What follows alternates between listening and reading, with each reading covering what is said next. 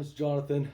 Today I'm answering an age-old question that you probably never thought to ask, which is, do F1 drivers or racing drivers in general sneeze?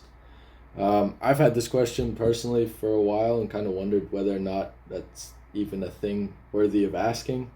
Um, and I found out that basically, yes, they can sneeze during a Grand Prix, but it's very unlikely. Um, and I guess my concerns with it were kind of the ideal concern, I guess, would be going through a Rouge into Radeon.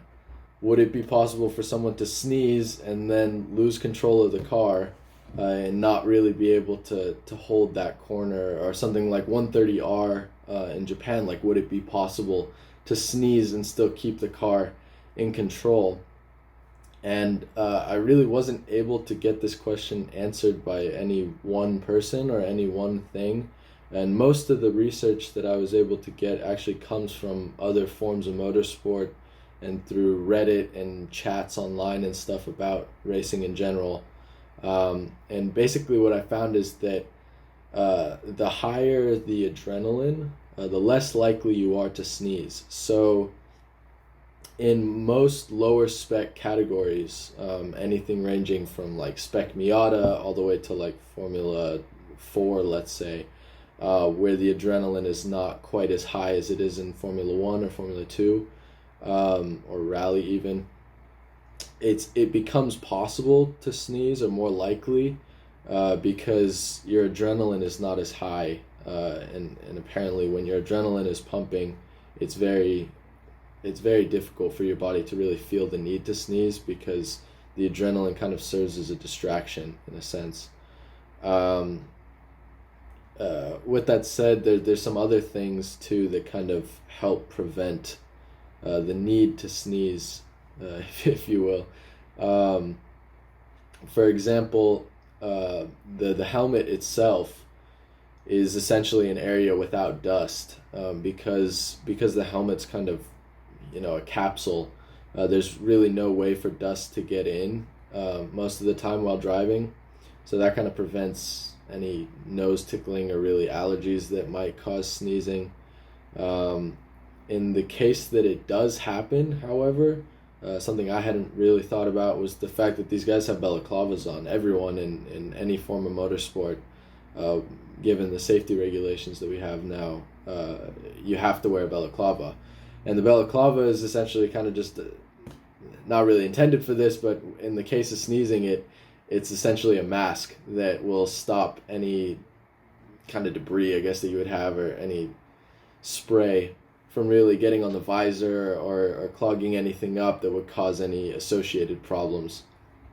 With that said as well, it seems that in the case that someone does need to sneeze in racing, it's not impossible for your body to kind of prevent it from happening, especially while driving and racing. It seems that a lot of people have found ways to kind of prevent it from happening during a corner, and then have been able to sneeze in a straight. It's not impossible for the body to really hold it in momentarily. With that said, I felt the need to research, I guess, what can happen if you do hold in a sneeze, and the negative side effects of it. Most of the time it's just general discomfort, but it can get as bad as like a ruptured eardrum, even a broken rib apparently. So these are very extreme cases, but apparently that's what can happen. So yeah, who knows? Maybe one day we'll see a Formula 1 driver who retires with a broken rib or a ruptured eardrum as a result of a sneeze that they held in.